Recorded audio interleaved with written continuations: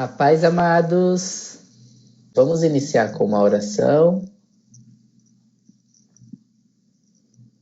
A Mari, a paz, Mariana, tudo bom? Shalom. Aí. Pai querido, Pai amado, primeiramente te louvamos e te agradecemos por este momento, mais essa rica oportunidade de estarmos aqui, meu Deus, para meditar mais um pouquinho na Tua Palavra. Que o Senhor venha, meu Deus, com a Tua unção e graça sobre a minha vida, para que eu possa aqui ser usado em Tuas mãos como um instrumento Seu, como um instrumento do Senhor, para trazer aqui a cada um de nós aquilo que o Senhor deseja nos ensinar. Em nome do Senhor Jesus, Pai querido, prepara o meu coração, prepara o coração de cada amado que está aqui participando dessa ministração para receber da tua porção. Em nome do Senhor Jesus, amém. Ótimo. Então vamos lá, vamos dar continuidade aqui às nossas ministrações. Nós, semana passada, tivemos a ministração dada pela professora Amanda Miranda. Ela falou um pouquinho do profeta Ageu. Lembrando que durante esse trimestre a gente tem ministrado a respeito dos profetas menores. Na semana passada, como eu já falei, nós tivemos aí a ministração sobre o profeta Ageu. E dando continuidade, hoje nós vamos falar sobre o profeta Zacarias. E nós temos um tema nessa mensagem de hoje, que é o Messias, a pedra angular. E aí eu já vou começar fazendo a leitura da palavra, e aí eu convido cada um dos amados que estiver aí com a Bíblia, que abra, que acompanhe aqui essa leitura. Nós vamos abrir lá no livro de Zacarias, capítulo 13. Eu quero ler com os amados a partir do verso 6 até o verso 9. Vamos fazer aqui a leitura desses 3 versículos, melhor dizendo, 4 versículos, né? E aí os amados podem estar me acompanhando aí. Vou pegar aqui minha Bíblia. Zacarias, capítulo 13, nós vamos fazer a leitura do 6 ao 9.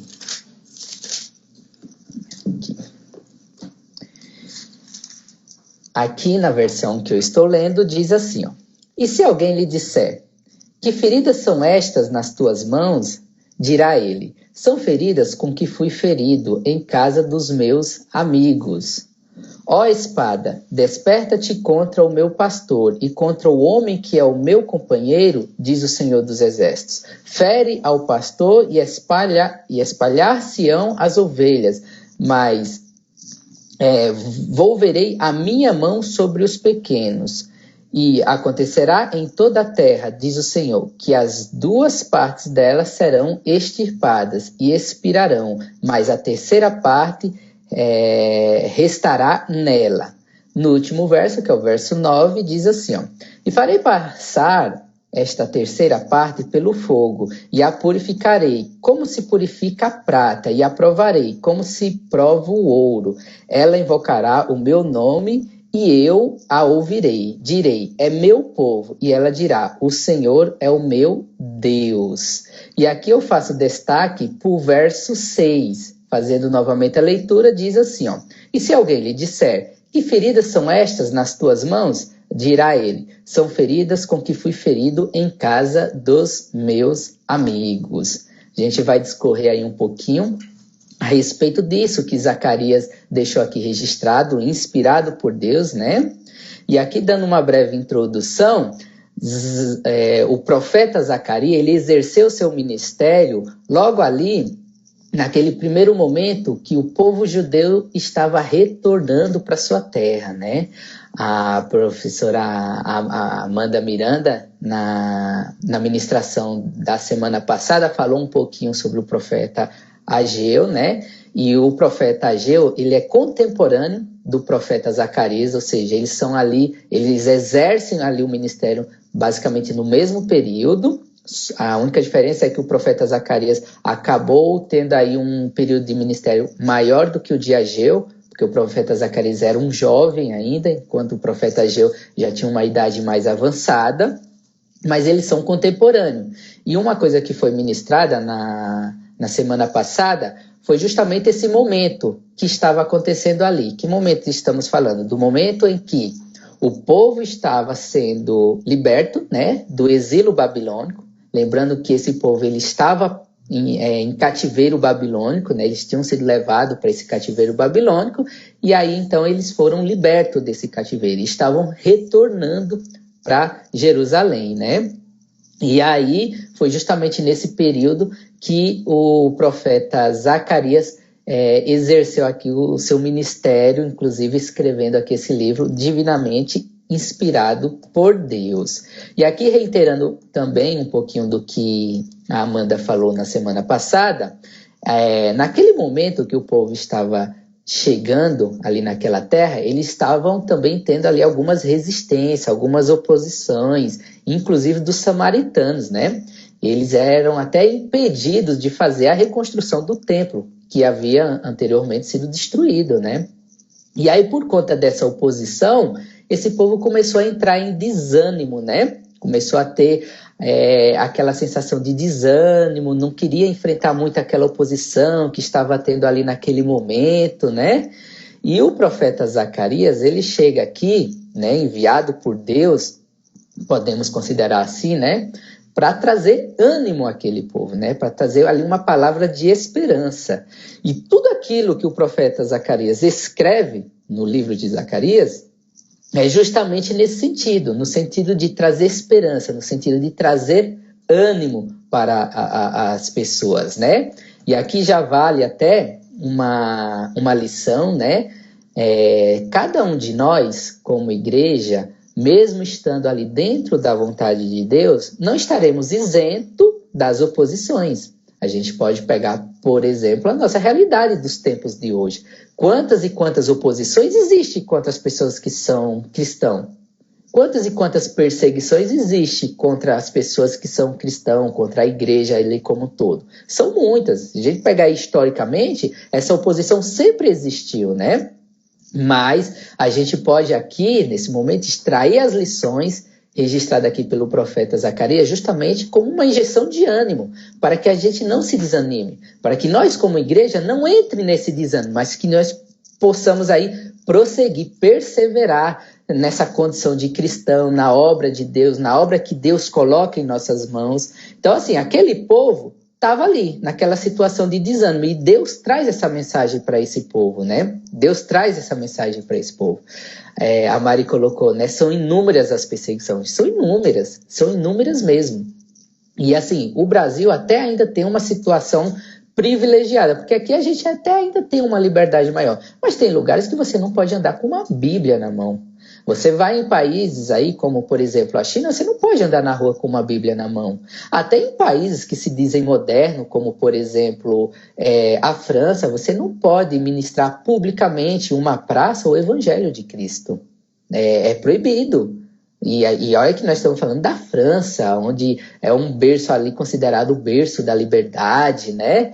E você não pode pegar, por exemplo, uma Bíblia, parar numa praça e começar a ministrar para as pessoas publicamente. Isso tem que ser reservado em locais ali, como templos, igrejas, mas na rua não pode. Então, assim, existe essa perseguição, mas o profeta Zacarias traz essa mensagem de ânimo, né? Justamente para aquele povo, e isso serve também para nós, não se deixar levar por esse desânimo, não se deixar levar por essas oposições, mas perseverar. Amém? E aí nós temos aqui uma estrutura, só pincelar aqui rapidamente uma estrutura básica desse livro, né? O livro de Zacarias. Ele foi escrito por volta de 520 a.C., né? Quando iniciou o ministério, ele era mais jovem que o profeta Ageu, isso eu já tinha comentado aqui no início da nossa ministração, e por isso que ele acabou escrevendo mais tempo. Você pega, por exemplo, o livro de Zacarias, ele tem 14 capítulos, salvo engano, de Ageu, acho que tem 3 ou 4 capítulos, né? É considerado o livro mais escatológico do Antigo Testamento. Então aqui nesse livro ele fala muito sobre os fins dos tempos, ele fala muito sobre esses assuntos relacionados aos acontecimentos dos últimos tempos, que a gente trata aqui como escatológico, né, a escatologia. Além dessa mensagem escatológica, traz também uma mensagem messiânica, né? O livro do profeta Zacarias é, por muitos teólogos, até comparado com o livro do profeta Isaías, porque ele traz todo um contexto falando de Cristo, como que seria a chegada dele, como que seria a volta dele. Então, o profeta Zacarias entra também nesses assuntos, né? E, assim, é um livro muito rico, é um livro cheio de simbolismo, né? E Zacarias aqui, ele é muito usado por Deus. E aqui é interessante a gente fazer esse destaque. Zacarias, ele era jovem. E aí, serve também de lição para nós, porque nós estamos aqui ministrando para quem? Para jovens. E como Zacarias, cada um de nós jovens, porque eu também sou jovem, né? Cada um de nós jovens pode ser muito usado por Deus, né? Pode ser gigantescamente usado por Deus, né? Deus usou aqui Zacarias, um jovem que estava ali, ó, no meio daquele povo, que estava ali naquele momento desanimado, sem querer perseverar, sem querer prosseguir, sofrendo toda aquela oposição, e veio ali aquele jovem ser usado por Deus para trazer ali uma mensagem de esperança para aquele povo. E olha só o que aconteceu. Essa mensagem, ela funcionou, porque Deus usou assim Zacarias de maneira extraordinária. E a mensagem dele funcionou. Tanto é que houve a reconstrução do templo, né? Então, que isso sirva de lição para nós, né? E o maior propósito é justamente esse, de trazer uma esperança. E não é uma simples esperança, né? Tem até um ditado que às vezes as pessoas falam, né? A esperança é a última que morre. Mas deixa eu falar uma coisa para você. A esperança, tratada aqui no livro de Zacarias, ela não morre. Ela é uma esperança viva, e viva de verdade. É uma esperança que nunca morre, é uma esperança que sempre vai estar ali, acesa, viva, trazendo sempre uma motivação para o povo de Deus, né? E aí, dadas essas primeiras considerações, um momento de reflexão aqui para nós. As pessoas de hoje em dia precisam de esperança? O que vocês acham? E aí eu gostaria que vocês interagissem aqui com a nossa ministração de hoje. As pessoas de hoje em dia precisam de esperança? Essa é uma reflexão que eu trago e eu gostaria que você interagisse, mas eu tenho uma segunda. Se você acha que as pessoas de hoje em dia precisam de esperança, como podemos levar essa esperança para as pessoas? Então, são duas perguntas aí. A primeira é se as pessoas precisam de esperança. E a segunda, que está dependendo da primeira, é se as pessoas precisam dessa esperança, como cada um de nós podemos levar essa esperança para as pessoas? No decorrer da aula, você pode trazer aí suas considerações e a gente vai debatendo aqui. Mas não deixa de colocar. Ó, a Carlinha já colocou assim, muito. E a Mari colocou assim, precisam muito, principalmente por conta dessa pandemia, olha só. Pode ir escrevendo, a gente vai comentando. A Toledo colocou aqui, ó, precisam muito, mas não deixa de responder a segunda. Como que nós, cada um de nós aqui, que somos igreja, podemos levar essa esperança para as pessoas? E aí, à medida que você for colocando aí, a gente vai comentando, mas eu vou prosseguindo aqui, para a gente aprender o que o profeta Zacarias deixou aqui, né, de lição para nós, né? Vale aqui de início destacar que o evangelho, ele continua sendo as boas novas. O que significa boas novas? As boas notícias, né? As notícias que trazem esperança. O evangelho, ele é justamente a mensagem de esperança que as pessoas precisam. E aqui é só um exemplo, mas você pode trazer aí de forma específica. Você pode falar assim, ó, para a gente trazer mais esperança para as pessoas, vamos tratar aqui um exemplo. Eu preciso, sei lá, pagar um McDonald's para os meus amigos. Eu preciso sorrir mais para os meus amigos, preciso ajudar aquelas pessoas que estejam passando por alguma necessidade, né? Vamos colocando aí. O Joãozinho colocou, através da nossa vida, testemunho de vida. Perfeito, Joãozinho. Você já resumiu a nossa aula de hoje. E a Mari ainda colocou, podemos levar esperança através de um bate-papo sobre a palavra de Deus. Olha só, muitos exemplos a gente vai aprender aqui durante essa aula, hein? E assim, do mesmo modo que nós devemos ter cuidado com as falsas esperanças, porque existe as falsas esperanças, a gente precisa ter esse cuidado, tá? Nós fomos gerados justamente para isso, para trazer uma viva esperança, uma esperança que nunca morre. E o livro do profeta Zacarias, ele traz muitas lições, mas muitas mesmo.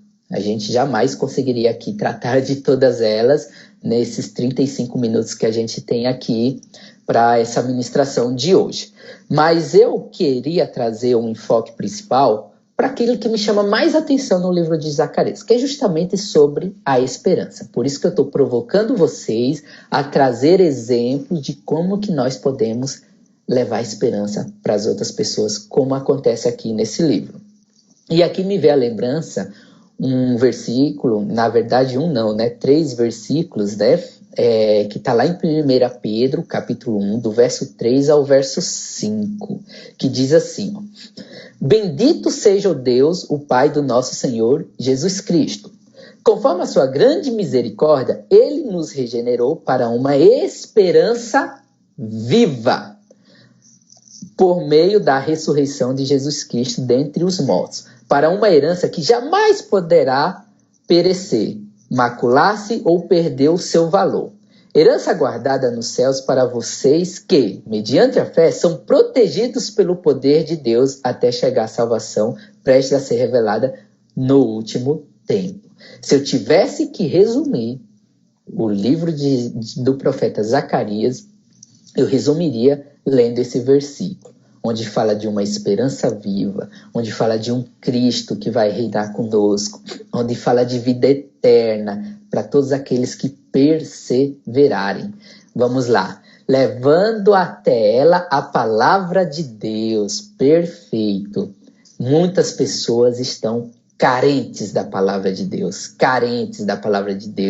levando a energia positiva, motivando as pessoas a andar no caminho certo, que é justamente o quê? A palavra de Deus. A palavra de Deus realmente é o resumo de tudo, né? E a palavra de Deus, com certeza, ela é viva. Assim como a gente fala aqui da esperança viva, essa esperança se resume também numa palavra viva, porque está assegurado que essa palavra ela é viva e eficaz, e ela é capaz de, como uma espada que penetra e separa, né?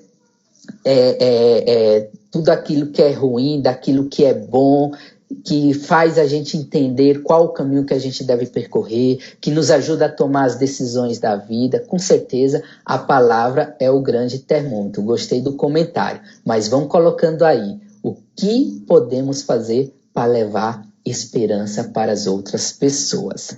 E aí, eu trouxe aqui algumas dicas, mas você continue colocando aí, tá? Mais algumas dicas aqui que eu extraí do livro de Zacarias. E a primeira é os benefícios do arrependimento. A primeira mensagem de Zacarias é motivar o povo ao arrependimento.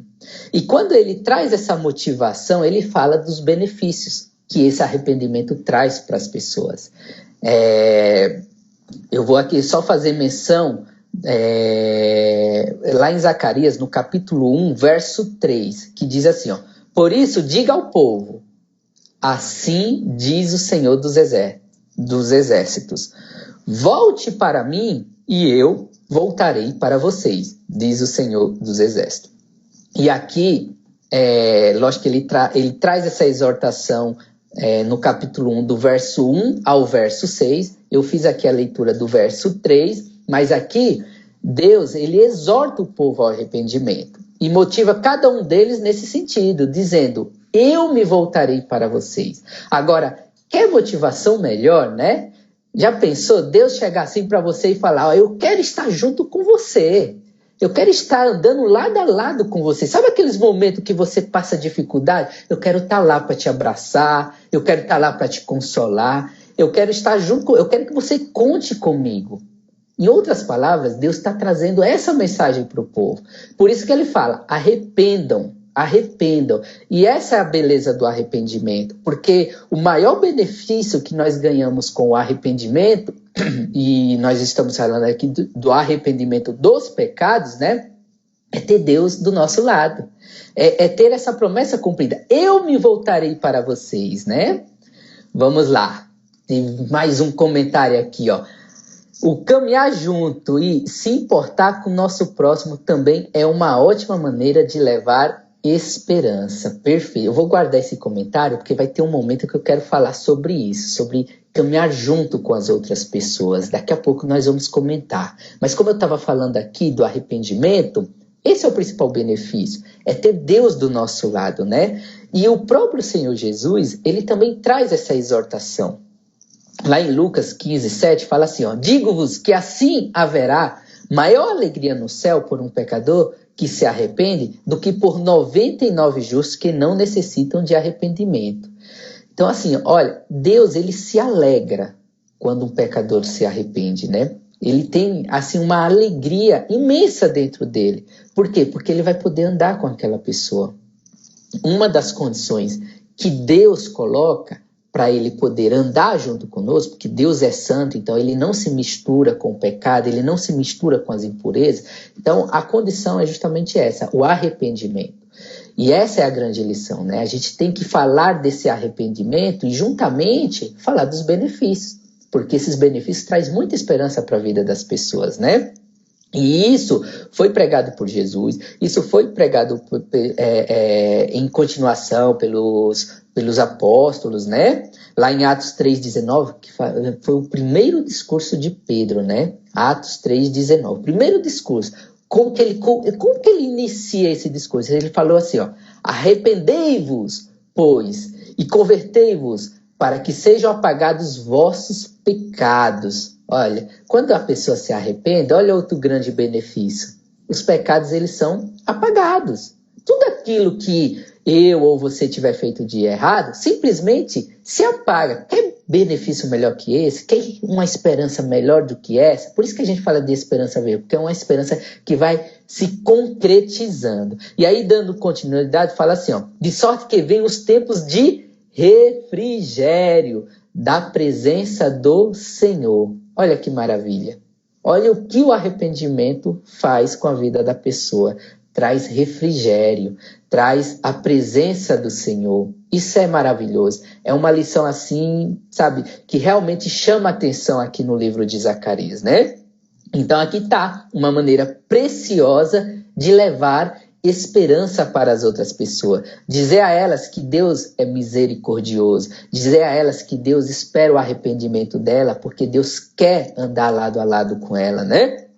Que não importa o que essa pessoa tenha feito, tenha cometido, mas basta se entregar e se arrepender dos seus pecados, né? Que haverá tempo de refrigério, haverá um tempo onde essa pessoa vai poder andar ali, ó, lado a lado com Deus. Amém, amados? Bom, dando continuidade, nós temos como lição aqui também, no livro de Zacarias, tem mais um comentário aqui que está assim, ó.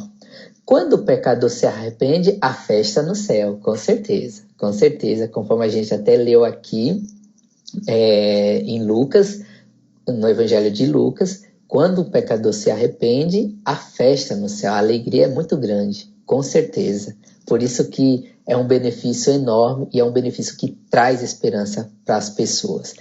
E dando continuidade aqui, o livro de Zacarias, ele também traz essa esperança para a vida dessas pessoas, e vamos aqui entender que quando eu falo essas pessoas, não estou apenas me limitando àquele povo, mas essa mensagem ela serve para nós, porque hoje nós somos o povo de Deus, e aqui ele traz também uma esperança baseada em 8 visões.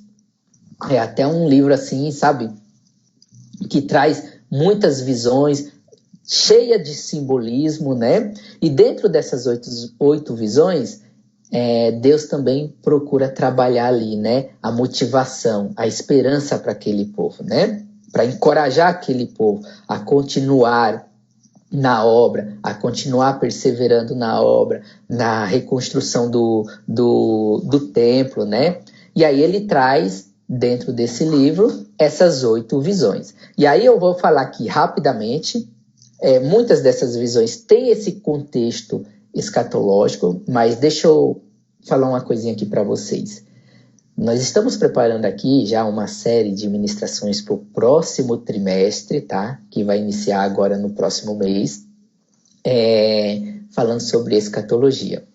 E lá a gente com certeza vai ter a oportunidade de ver com mais detalhe todos esses temas que muitas vezes desperta até curiosidade e é de suma importância todo cristão saber. Então lá a gente vai falar sobre o arrebatamento, sobre a segunda volta de Cristo, vamos falar de milênio, vamos falar todas essas coisas vai estar lá sendo tratada nas ministrações do próximo trimestre. Então já fica aí a dica, não percam, porque assim, o conteúdo ele é simplesmente fantástico. Mas dando continuidade aqui sobre as visões, a primeira visão fala sobre os cavalos, né? Lá em Zacarias, capítulo 1, verso 8, fala assim, ó: durante a noite tive uma visão. Apareceu na minha frente um homem montado num cavalo vermelho e ele estava parado entre as murtas num desfiladeiro.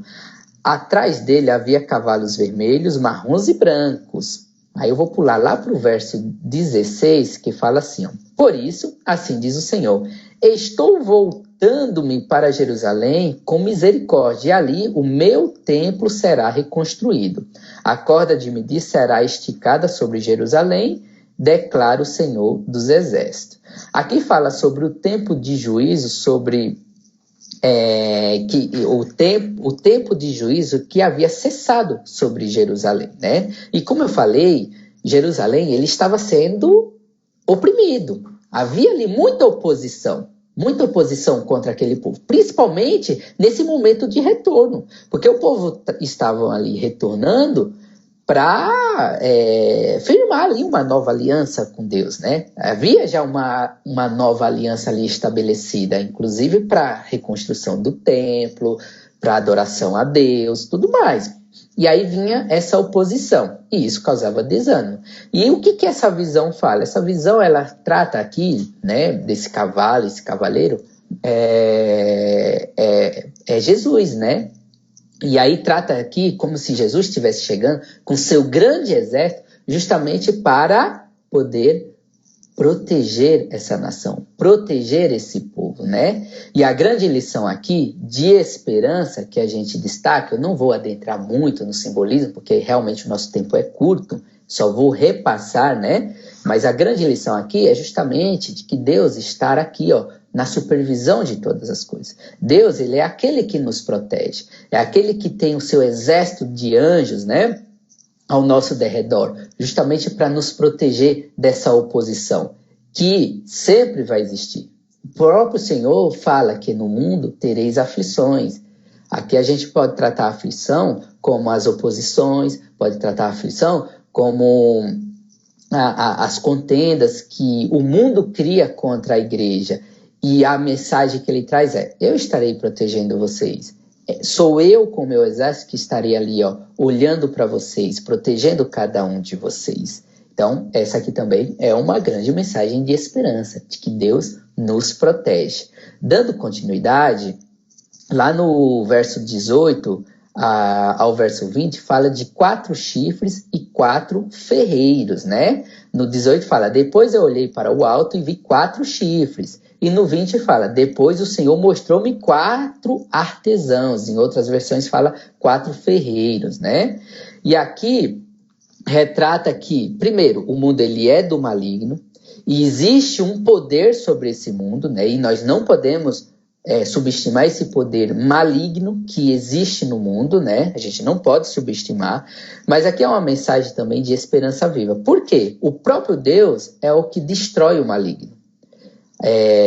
A gente não precisa se preocupar no sentido de que nós não somos capazes de combater esse maligno, porque é Deus quem combate ele em nosso favor, né? Esses 4 ferreiros, esses 4 artesãos, são aqueles que destroem esses 4 chifres que apontam para esses poderes de oposição, porque chifre ele tem esse simbolismo na Bíblia, né? Simbolismo de poder.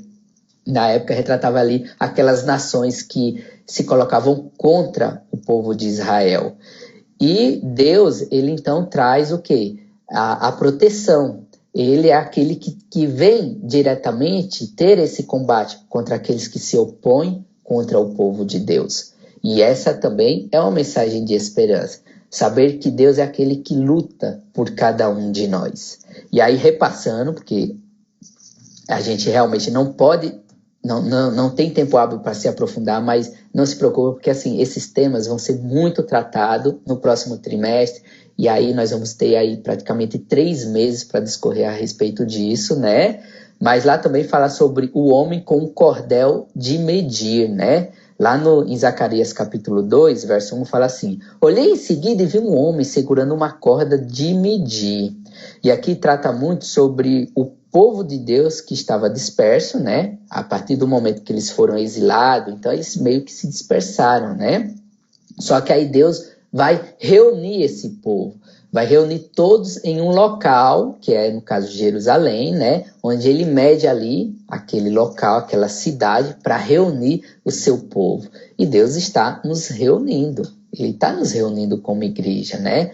Tanto que por isso que é muito importante a gente sempre estar debaixo desse guarda-chuva pastoral, sempre congregando numa igreja, justamente aqui mostra a importância dessa unidade que tem que existir entre o povo de Deus. Às vezes as pessoas falam assim, mas eu vou ler a Bíblia em casa, eu vou orar em casa, eu consigo fazer meu devocional, só eu e Deus. Não, Deus não quer ver cada um no seu quadrado. Deus quer ver o seu povo junto, reunido. A importância de estarmos envolvidos nesse guarda-chuva de unidade com a igreja é muito grande. Por quê? Porque Deus ele faz esse cordão de proteção nessa unidade, nesse povo reunido, né? Dando continuidade. Lá fala também sobre a acusação de Satanás a Josué, né? Lá em Zacarias capítulo 3 fala assim, ó, depois disso ele me mostrou o sumo sacerdote Josué diante do anjo do Senhor e Satanás à sua direita para acusá-lo. Lá no verso 8 fala assim, ouçam bem, sumo sacerdote Josué e seus companheiros sentados diante de vocês, homens que prefiguram coisas que virão. Vou trazer o meu servo, o renovo. Aqui, quando ele traz essa visão, aqui não é exatamente o personagem Josué. É só um simbolismo, porque Josué, ele tinha também essa condição de sumo sacerdote, né? Então, ele era como se fosse um representante da comunidade, né? Principalmente na questão espiritual. E aí, lá, Josué estava vestindo vestes sujas. Se a gente pega ali o capítulo 3 e vai fazer a leitura dele, lá fala que dentro dessa visão, Josué estava vestido de uma veste suja. E o que Satanás faz? Começou a acusá-lo, né? Satanás começou a acusar Josué ali, né? Por conta daquelas vestes sujas. E aí, isso fala um pouquinho a nosso respeito. Porque a Bíblia fala que todos nós fomos ali constituídos do pecado. O pecado que contaminou o mundo, né? Então, todos nós pecamos. Não existe uma só alma que não tenha cometido pecado. Todos nós pecamos, né? Então, todos nós, em algum momento, estávamos vestidos com essa veste suja. E Satanás utiliza muito isso para nos acusar. Satanás utiliza muito aquilo que, de repente, você falhou, de repente você cometeu aí algum erro durante a sua vida, de repente você cometeu alguma coisa que te deixou com vergonha diante de Deus. E aí Satanás começa o quê? A te acusar. E qual a esperança que traz aqui? A esperança que Zacarias deixa registrada aqui é que Deus já purificou. Deus já purificou. O sangue de Jesus derramado naquela cruz já purificou. Hoje, nós já estamos em vestes novas. Por isso que aqui fala de um renovo. E essa é a grande mensagem de esperança que a gente deve trazer para as pessoas, né? É a mensagem de que elas podem estar vestidas nessas vestes novas, nessas vestes brancas, nessas vestes que não estão mais sujas e que não podem ser mais atacadas pelo diabo, pelo maligno, pelo Satanás. Amém? Aí fala também do castiçal de ouro e das 7 lâmpadas. Aqui aponta muito para o testemunho. Teve alguém aí que falou testemunho, né? A importância do nosso testemunho, né? O candelabro de ouro é Israel. E aqui a gente pode tratar o candelabro como se fosse a igreja de Cristo, né?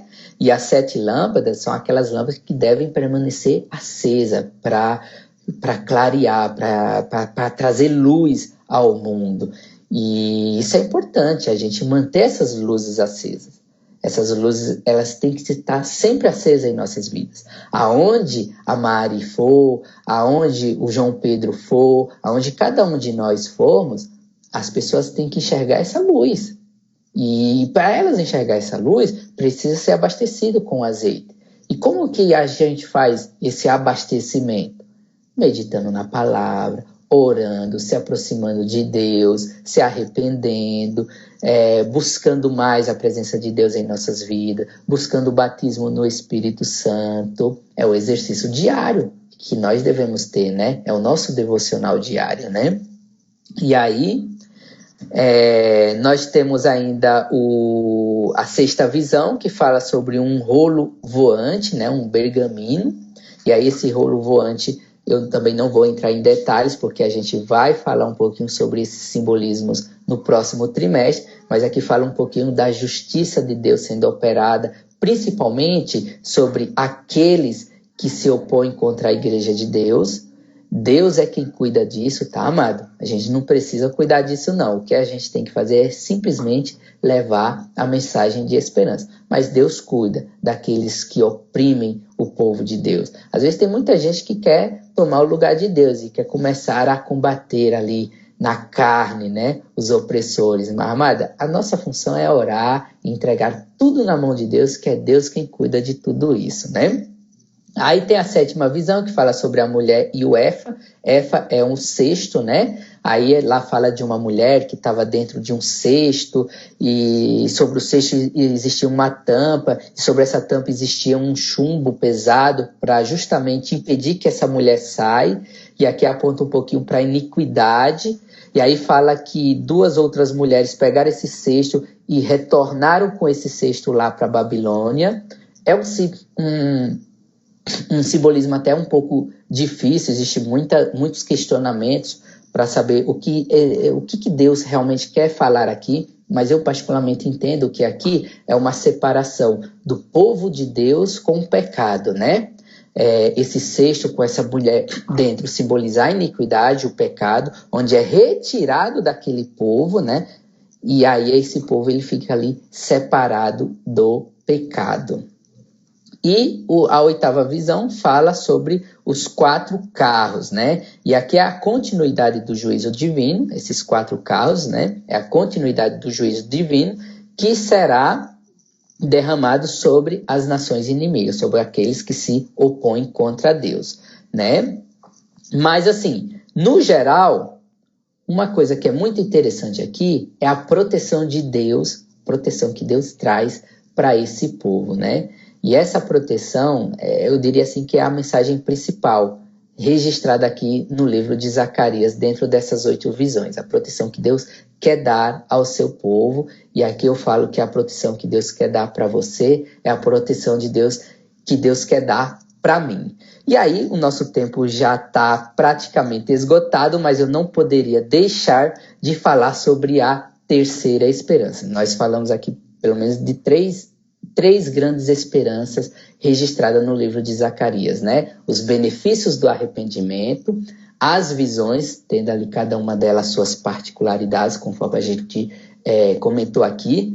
E a terceira fala sobre a volta de Cristo. Melhor dizendo, na verdade, aqui fala sobre a vinda de Cristo, a primeira vinda, aquela que já aconteceu, e fala sobre a volta. Ou seja, são duas profecias, onde uma já se cumpriu e a outra é a nossa grande esperança, né? E aí eu vou só fazer a leitura aqui desses 2 versículos para a gente poder encerrar. É Zacarias capítulo 9, verso 9 e 10, que fala assim, ó: Alegre-se muito, cidade de Sião, exulte, Jerusalém. Eis que o seu rei vem a você, justo e vitorioso, humilde e montado num jumento, um jumentinho, cria de jumenta.